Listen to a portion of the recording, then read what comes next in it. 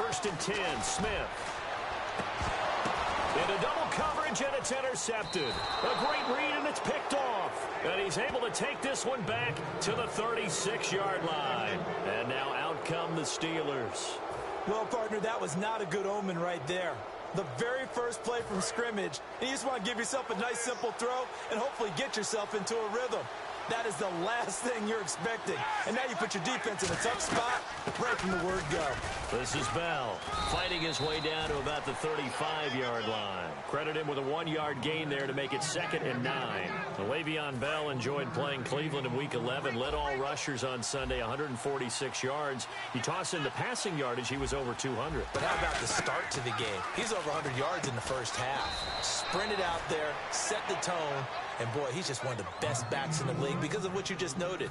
He can run it effectively, not just inside, but outside. But his ability to catch the football makes him a matchup nightmare for defenses. From the gun on 3rd down, it's Roethlisberger. And he finds Hayward Bay. And he gets the first down yardage before he's brought down just outside the 10 at the 11. In the red zone this time.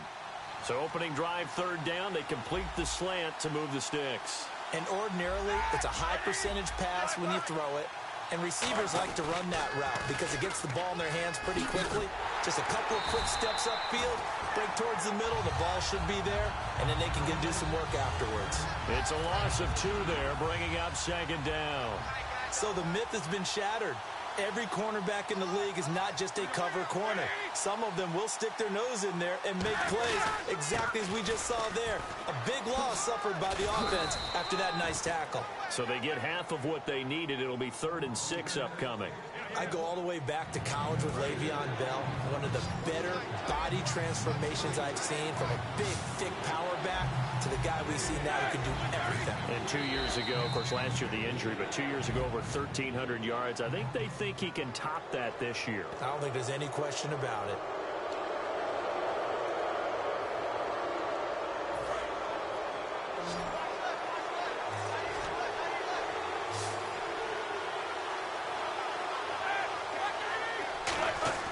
Third and 2.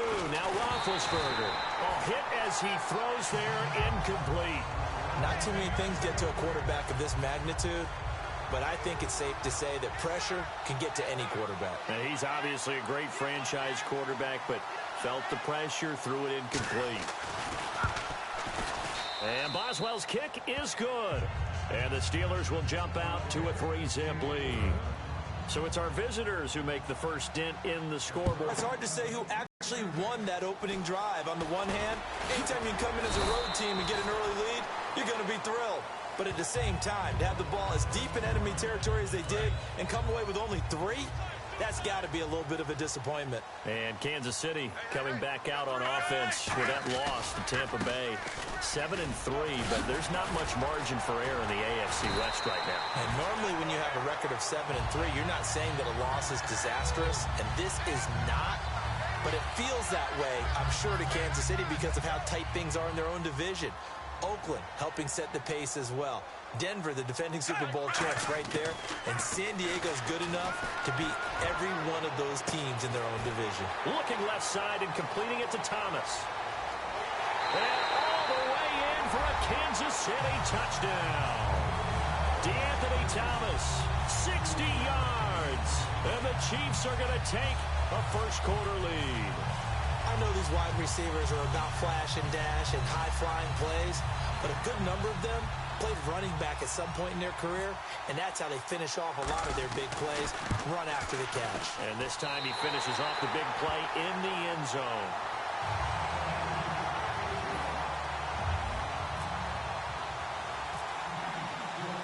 Now after the touchdown, here's Santos to kick this one away. That's fielded in the end zone. And he'll elect not to return this one, so they'll bring it out to the 25 on the touchback. The Steelers offense now, they head back onto the field. And last time they got 3 points, but it was a chip shot field goal. And when you go to the sideline after a chip shot field goal, maybe the offense not too happy. It's a balancing act, isn't it? Because you're exactly right. They're none too pleased that they didn't punch it in for 6 points. But they also have to remember they did put points on the board. 3 points is 3 points. And in this league, you take points when you can get them. Not easily done.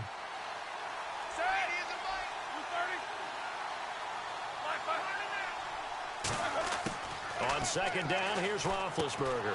Over the middle here to Brown.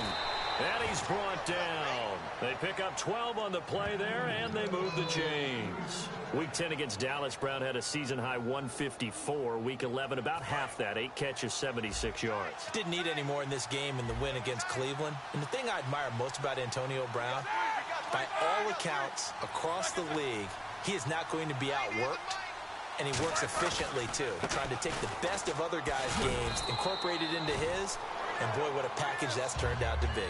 7 yards on the pickup there, and it'll leave them with a 2nd and 3. See if they stay on the ground for second down. And that looked like some pretty easy yardage there right up the gut. And he's a guy that has some height to him, so when you don't have to drop a shoulder or create or get through contact or trash, makes it a lot easier to stay upright, see the field, and make a run as we just saw there. It'll go as a gain of 6 that time, and it moves the chains as well.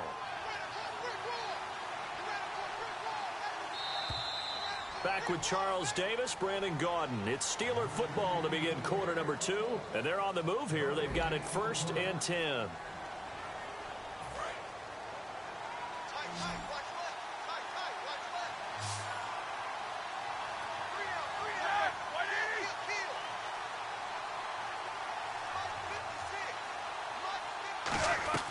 Now a play fake here on 1st down. He sets to fire deep. Oh, a ball batted in the air, and now it's intercepted. Picked off by the safety here, Ron Parker. And a big turnover there as his guys will get the football back. And now here comes Kansas City. And that recipe on their last drive that resulted in a touchdown looked pretty good, so they'll be hoping to do that once more. And it takes me back to when we sat with the offensive coordinator and the head coach. They felt pretty good about their game plan and thought there were some holes in the defense, and they exploited them the last time out. Let's see if they can come back and put together a similar drive. And we'll see if they can do just that. As Jamal Charles plays here in 2016, I think 5 was the operative number for him. 5 1,000-yard years before last season, but only 5 games played in 2015. For the current Chiefs all-time leading rusher. That's a good play by the guys on the defensive side of the ball. Held him to a gain of 2. And that changes the playbook a little bit now for the guy calling plays. Going to the air instead of maybe staying with the ground game. And he'll get this up over the 25 to the 26. Good work to pick up 7 yards there. That gets him into a 3rd and 1 situation. And once again, leverage wins. The offensive line, lower than the defensive front. They moved them and found some good space for the guy carrying the ball. Smith going to throw on 3rd and 1. Looking for Macklin, and it's intercepted. Picked off by Ryan Shazier. And they have the football and will take over at the 24-yard line. And Pittsburgh getting set to take the field. And the interception last time on the opponent's side of the field, certainly not what they wanted. Put it mildly, that is so frustrating because that signifies there's a drive going on. You're in a good spot, great place to run some of your best offense. Instead, they turn the ball over. They turned the ball over last time. See if they can avoid doing it here. Give him 10 yards on the pickup, and that'll bring up a 2nd and just about a few inches here. It's a nice completion, a little bit of run after catch as well to create the yardage that they got. But it is so tough to cover that route, the drag route, because they run it at varying speeds. Because the key is to create hesitancy on the defender's part. Always so empathetic for those DBs, aren't you? And they'll lose a yard that time, and that's going to lead to a 3rd down. Well, there they went blitz defensively, Charles, and things were paved well coming from the linebacker position. I love the way that you described it, paved well. Oftentimes, the guy who gets home on the blitz, he's going to get all the credit. But his teammates did all the dirty work, right? They ran into people on purpose. They sometimes tugged on jerseys to hold linemen to create space and gaps. And that play finished off really, really well. Well conceived, well designed, and even better executed.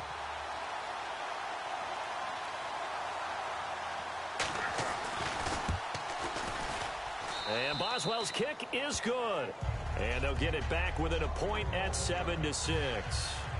So after the pick, they can't capitalize for 6, but they do get 3. And I know in this situation, most of us want to focus on the offense. You know what side of the ball I played on. Let's give that defense a lot of credit. Taking it over in a sudden change situation and shutting them down. And now here comes Kansas City. And following the interception, we'll see what they can put together on this drive. I can hear my old college coach right now. He always used to tell us before every game, the team making the fewest mistakes will win. What they're hoping is that last mistake is their only one of the game. Coaches, that's all they talk about, turnovers, right? Minimizing those and maximizing opportunities. 2nd down and 4.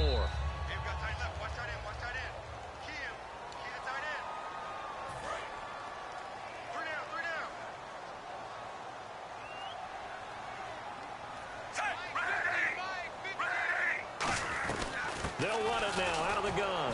And he will make his way back to where he started from, and that's all. As we will make our way to the 2-minute warning. Partner, we know today's NFL is really built around the guy throwing the football. But these short runs, they still pay dividends because they can take their toll on a defense, and they can add up as the game goes along. You control the clock, you control the ball, and that way you often control the game. No chance to get away there for Smith as he goes down. Now the Steelers put a stop to the action with a timeout defensively. It's just their first, so they'll have 2 remaining here before we get to halftime.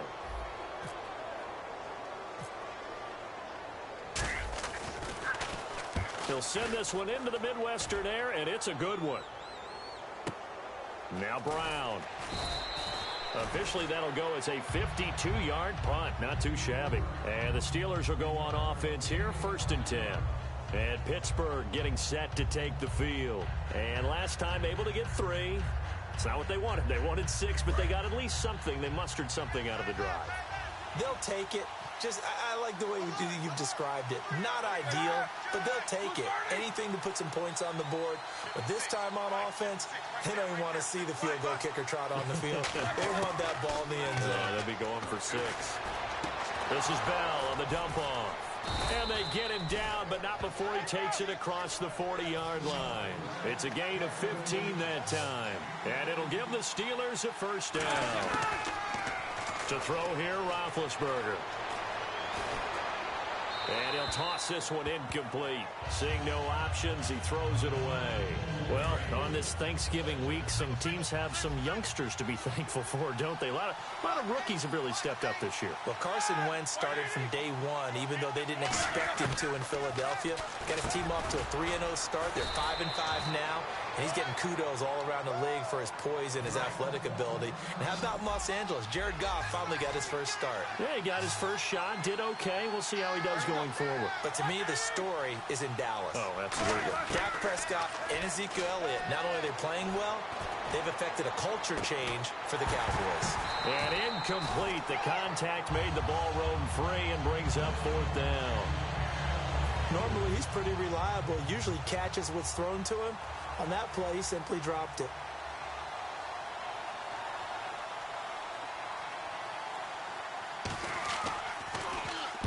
And he gets it away. A directional kick going toward the sideline. And this will depend on the spot as it sails out of bounds. And they'll say it sailed out at the 10-yard line. Now the Chiefs offense, they get ready to head on the field.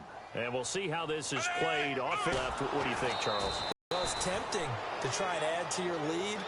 But a mistake there, that can change things in a big way. I say go ahead, take the knee, get on out for the half.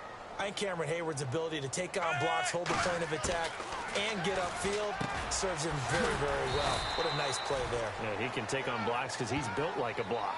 Kelsey hit 100 yards against Tampa Bay, 108 on 7 reception. And they need him because they've got some injury issues. Jeremy Maclin no longer able to go out wide and take a lot of attention. Chris Conley's still developing. Tyreek Hill's a change-up guy. They need the big plays that Travis Kelce can provide down the middle of the field. Throwing is Smith. And that will be incomplete. 4 ticks left here on the clock. So many offense want to include their running backs into their passing offense and be able to swing the ball out or check it down to them. But sometimes those guys are just not as comfortable catching the ball as they are running it. Rush comes and they block it. This is and he's in for the touchdown on the final play of the first half. The prayer is answered. How did they get that done? Partners, you well know every block punt wasn't necessarily a called block. Sometimes the guy just finds his way back there. Doesn't matter. The play happens, and that one turned into 6 points because they handled it so well after the block. So both teams have their marching orders, and we'll get going again here in quarter number 3. That'll be taken in the end zone. And no run back here. This will be a touchback, and it comes out to the 25-yard line.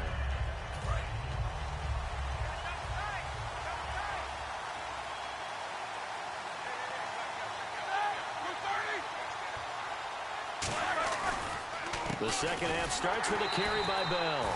And his rough afternoon continues. He's going nowhere again. That's going to go as a loss of a yard, and it'll be second down. And while that play was unsuccessful to start the second half, I'm not sure that you just totally abandon what you do running the football. Maybe you make some adjustments in your run game and do things a little bit differently. That doesn't necessarily mean you just go to the pass and do nothing else. They give him 13 yards there on the play and a fresh set of downs.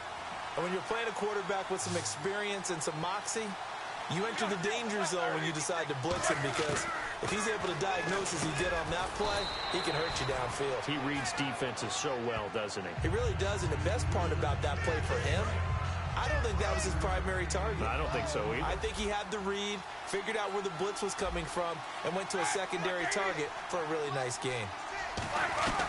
On second down, it's Bell. And there just continues to be nowhere to run. He's bottled up again at the line of scrimmage. They'll lose a yard, and it brings up third. Brad, wasn't that long ago that the guy playing that spot was an outside linebacker type of a guy. Now, as a defensive end, how about the speed that he used to get into the back? And he's taken down. A Chiefs sack. The 5-time Pro Bowler, Tom Mahali, coming in to drop him for a loss of 8, and it'll be fourth down. And there they bring pressure from the inside, and they get home. Yeah, hard to block everyone, isn't it? And on this play, someone did not get blocked. He's the one who got home. Here's Thomas. Oh, and this is going to wind up a safety.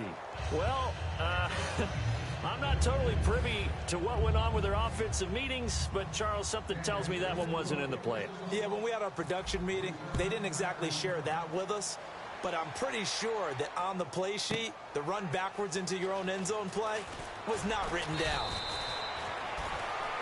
Pittsburgh's offense now heading back out onto the field. They've got the lead. Last time had to punt it, though. What's the key to this drive? I think it's leverage. Big guys up front. You know the motivational speech on the sideline is, guys, give us an opportunity.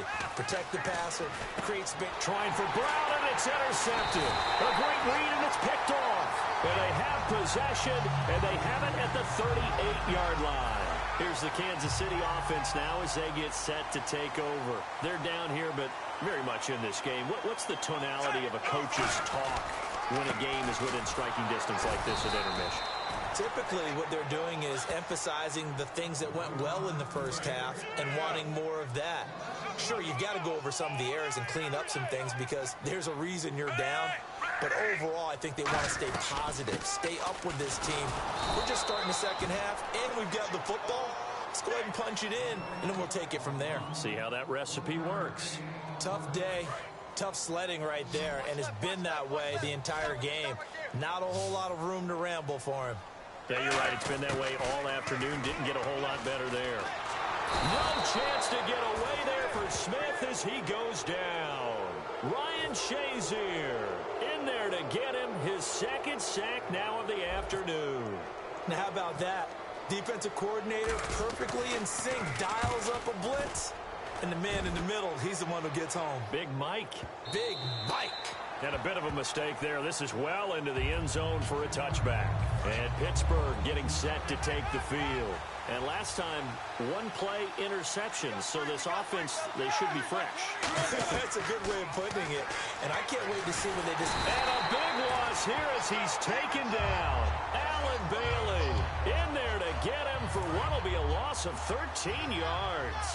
You never want to give up a sack. From the O-line's perspective, they hate it for several reasons, especially because they felt like they let little brother down back there in the pocket. Oh, no doubt. They have a ton of pride, and they go into every job wanting to keep that guy clean. They want that uniform with no grass stains, no dirt, nothing on it, but it's really, really difficult. You're talking about some terrific athletes who are trying to put him on the ground.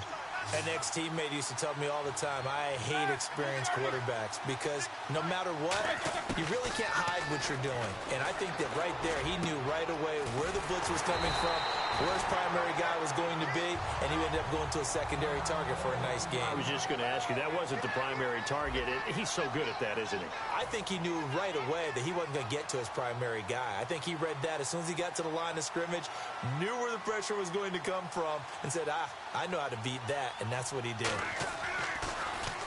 He gets this one away, and boy, it's another boomer.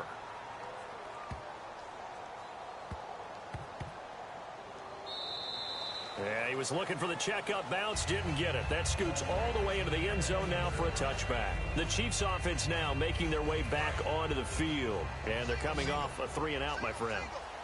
I think they've got to look at that play sheet and go to a spot that they haven't gone before. Time to shake things up a little bit. And that's caught inside the 35. A big play there for KC. And even 50 yards. So the defense blitzed. A nice job picking that up, completing the pass. And how in sync was the quarterback in his center on that play? They saw the blitz, made the appropriate calls, got the line engaged because now they know there are going to be extra guys coming at the quarterback, so they got their assignments down pat and kept them away from him, and he's able to step up in the pocket and fire one now for a really good strike. But depending on the team, they call that an explosive play or a chunk play, the one that they got on the previous one. They tried to go back and get another one, didn't they? They did, but unsuccessful on that second attempt. He's going to go up top again. And he's going to be intercepted a third time. Picked off William Gay. And Pittsburgh getting set to take the field. They're out in front. Last time they had to punt it away. We'll see if they can add to their lead now. They don't want to go out and punt it away again. This team now wants to get a cushion, put people away. They want to run their offense and have it end up in the end zone. And the tip there altered the ball flight, and it falls incomplete. It'll be second down. You got to give some credit. They're able to hop up in the air and bat that one away. And that's frustrating for an offensive lineman because the only recourse is when he goes in the air to try and get some type of a pop or a shove, hoping to bring his arms down. It's caught. Spaeth. A gain of 32 that time. As we continue to advance in the NFL, as people continue to scout players, they really don't care as much about body types as they care about those guys who can make people miss, run through tackles, and gain all that additional run after catch. Anybody who has that ability, they want them on their team. Now a first down carry by Bell. And he was able to shed the tackle, but the reserves come in for the stop. Call it a gain of 4 on first, and that'll make it second down. The fourth quarter here, they've got the lead. They want to keep it on the ground. That's what they're doing. Smart football. Keep the clock grinding. Keep it going. But you got to figure now, they're going to see more people stacked up at the line of scrimmage as they try and bleed it out. They come up with one running back. That's Bell. Now Roethlisberger to throw on second down. Hayward Bay has it over the middle. It'll be a gain of 4, and that'll make it third down. Good throw, good catch, but I really like the route. The drag and being able to run away from defenders, hard to stick with them for that long. Yeah, better against man than zone, or? Better against man, because now you're running away from someone, and you're not running. Oh, no, he lost the football. Wow, that ball gets knocked free, but a teammate comes along and scoops it up. It's almost like baseball. Guys at bat, people are on base in scoring position. One guy doesn't get them home. The next guy comes through and picks him up. And avoids the turnover. And no return possible here as they angle this one out of bounds. Now the Chiefs offense, they get ready to head on the field. And 3 interceptions in this game. And I would have to think, I wasn't a quarterback, but number 4 is kind of, you're like, oh, man, I can't throw 4. No, and what's interesting is, what do the coaches decide to do now? Having thrown 3, do you alter your offensive strategy? Do you take the ball out of his hands and maybe turn to the running game? Or do you have that supreme confidence that he's going to turn things around? We'll see what they do. Not a run that you're going to write home about, but still a good first down run. That's what an offense calls staying on schedule. 3 to 4 yards on first down, you're set up very well for the rest of the drive. And he'll be hit as he releases it, and that'll fall incomplete. Well, any caused incompletion is good for a defense. But when you add to it that you get a little hit on the quarterback, knock him to the ground, make him think a little bit, hopefully knock him off his game, especially in a game of this magnitude, this tight in the fourth quarter, got to feel pretty good as a defense. Really nice pickup of 14 yards, and it moves the sticks. Did you see that route the way that I did? I thought he was trying to get deep. Yeah, that wasn't the first option. No, it came off of that guy, the deep guy, and came underneath on the drag, completed it very well.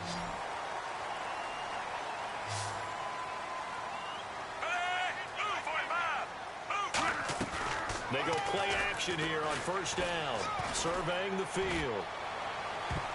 And he bats it away, and it falls down incomplete. Alvin Wilson, the intended receiver there. And it's second down. Now, whistles come in. We're going to get a timeout here by the offense. It's just their first. They've got 2 more to use here in the final stages.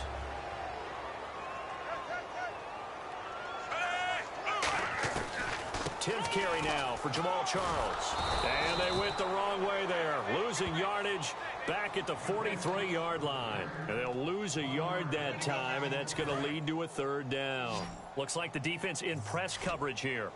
3rd and 11, 5 in the secondary now. Nickel look. They'll look to throw. Now a desperation throw deep downfield. He's got it at the 15. A big play there for KC. 43 yards.